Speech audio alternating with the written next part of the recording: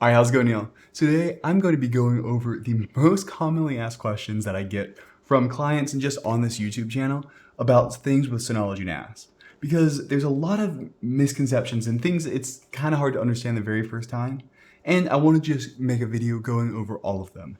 These are not going to be in any particular order because, quite frankly, I don't know how to order these because they're just all so very different across the board. But I will make sure to go ahead and put timestamps down below. So if you just got a really weird question, just come back to this video and be like, oh, that's answered in this section. And to start, we're going to go with the one that is asked by far the most commonly across clients. Pretty much 1 in 3 client calls I hop on, the very first thing they ask is this: what is home and what is homes? It is something that's actually kind of confusing, but once you understand it, it makes total sense. It's just presented in an odd manner.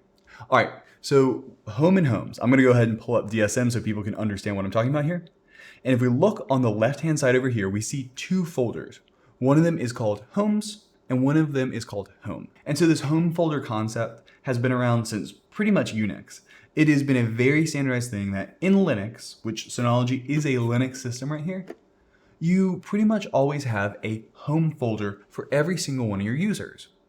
And so the advantage of this is every single person has their own little space on there so they can store configuration files, preferences, their own personal stuff, all in their own home folder. And so whenever you log in as a user, anytime you see this home folder, this is your personal home folder. So right here, we can go up here and we can see that I'm signed in as Will. And so if we tick down on this homes folder, which shows us everybody else's home folder, we will see that there is a Will one, and they are the exact same folder. They're not duplicated, they're literally the same folder. They're taking up the same space on disk. It's just 2 different views to see the exact same folder. So right here, because I am signed in as an account with administrator access, I have the ability to see everybody else's home folder. That's part of being an admin on Linux. You essentially get ability to see everybody's files. There's no way to turn this off because you are managing the storage. As the administrator, you have full unrestricted access to the entire NAS, which means you can't go ahead and remove yourself from being able to see these.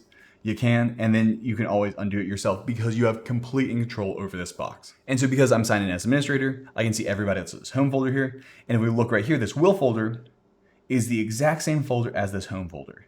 So just to prove that, I'm going to go ahead and make a new folder in here. Call it Demo2. I put it in my home folder, and now we're going to refresh. And we will look in homes, and all of a sudden, the Will folder also has a Demo2 folder. This is because they're the exact same folder. Anything you do to one is on the other. There's no difference in these 2 folders. It's just a different way to see them.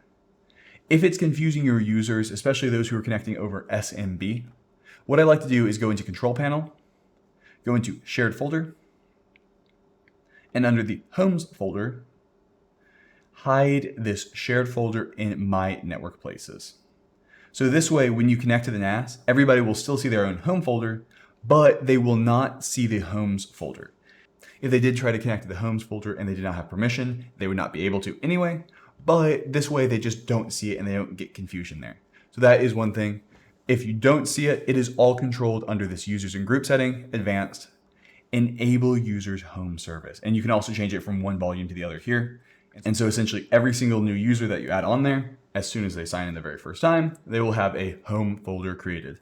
And it's a good way for them to have their own little space on the NAS and do everything like that. But as we said earlier, the administrator can see all these files.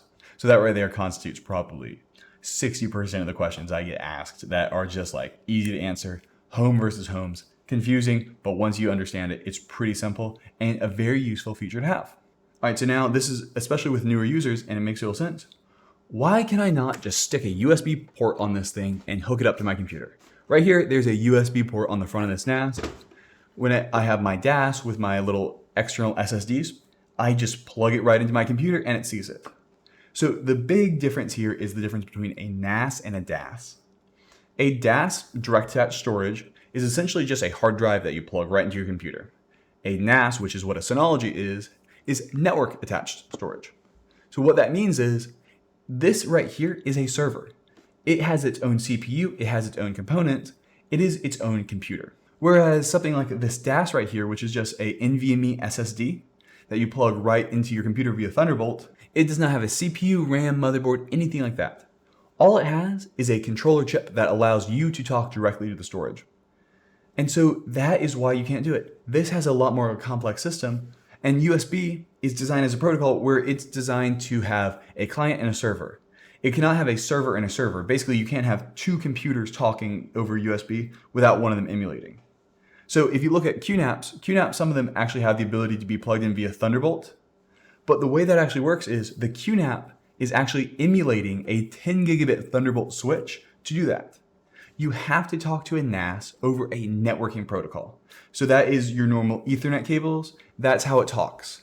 And so that's why the thing that you're connecting to back here are the Ethernet ports. That is how you are grabbing all of your files. And so this is going to bring me on to another point here. Why is my NAS really slow? 85% of the time, the answer to the question, why is my NAS slow? It's because of Wi-Fi. Wi-Fi is great. Allows you to access your files. Right now my laptop's on Wi-Fi, and so I can connect to the NAS in there, and great. But the thing is, even really good Wi-Fi sucks.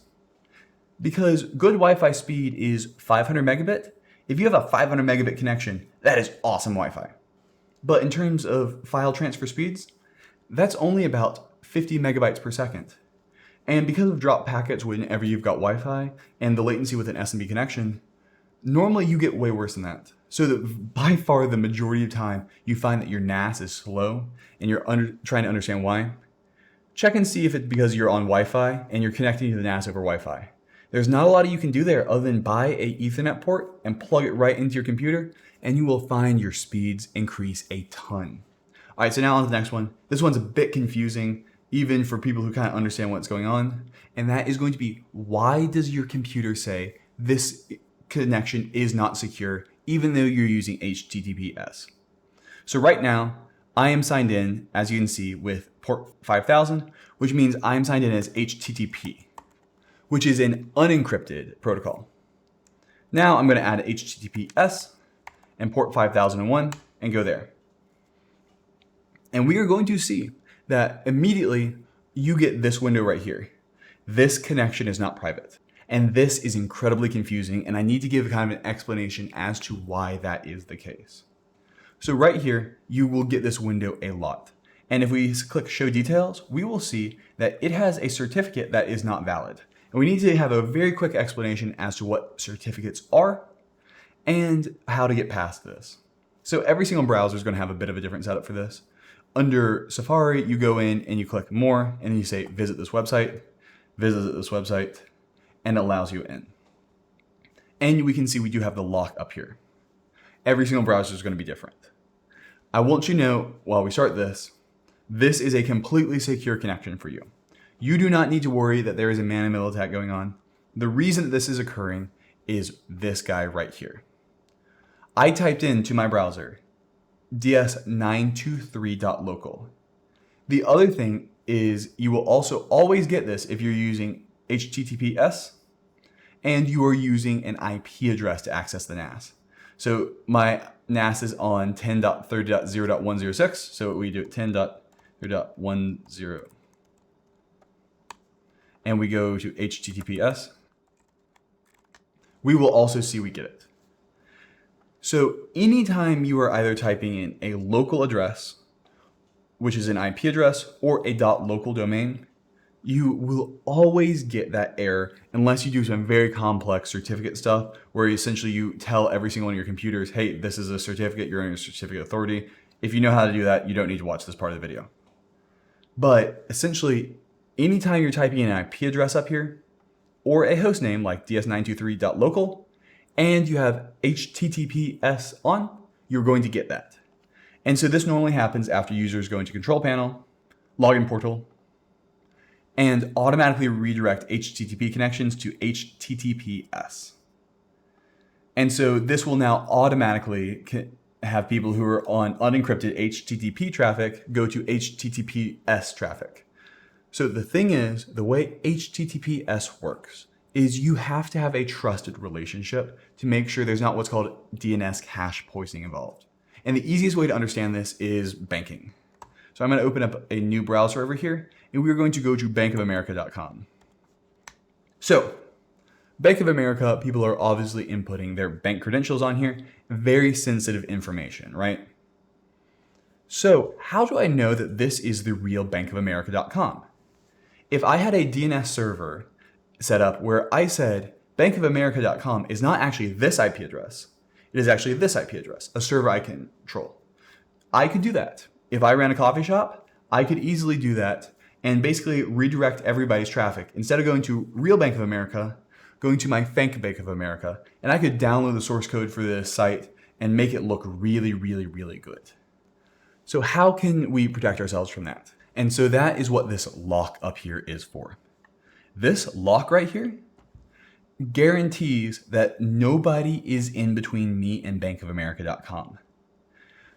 So when I typed in up here, www.bankofamerica.com, up to the top here, it returned a certificate that is signed as www.bankofamerica.com.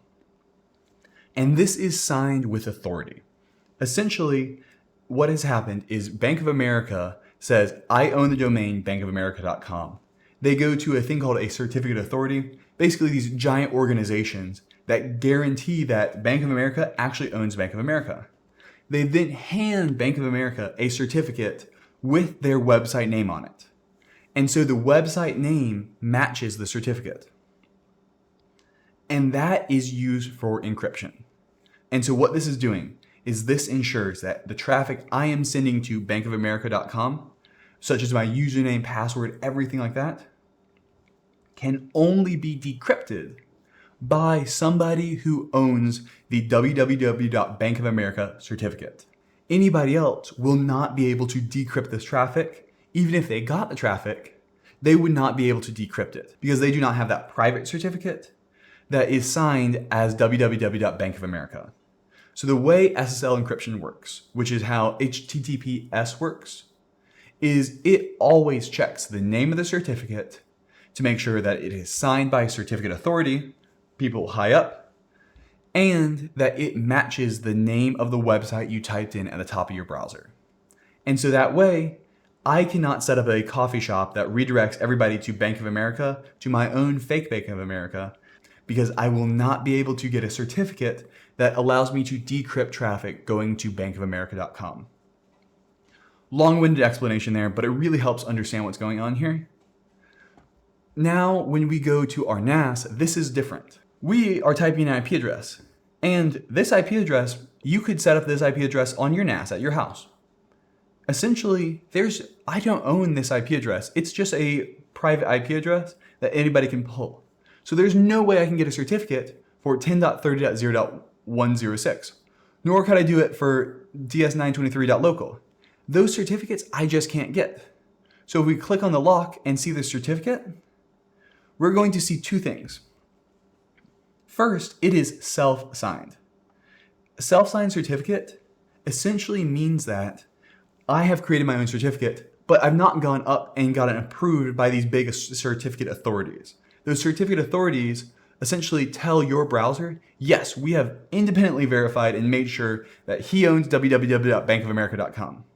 When you self-sign something, you're still able to use full encryption, but your computer cannot guarantee that you are who you say you are. For home users and business users, this is not a big deal because you know nobody's in your network faking this. But that's why you get these issues. And so when you go to the NAS and the NAS returns this certificate, one, the name, Synology, does not match what I typed in. And even then, it doesn't matter because it's also not a signed SSL certificate. So now, let's go about solving this. And this is where Quick Connect is great. Quick Connect actually has its own certificate. So if we go into security, certificates, we will see that ds923 demo.direct.quickconnect2, we have a certificate for that. And so now, when I go into external access and click on the Quick Connect, we will see right here that we got the lock. We got the lock in the upper left-hand corner without that flash. And so now if we look at the certificate, show certificate, it says this certificate is valid because we went to a subdomain of ds923 demo.direct.quickconnect2. We went to that website And that website handed us back, which is the server, handed us back a certificate for that website, meaning our browser knows that this is correct. So using Quick Connect allows you to have trusted certificates.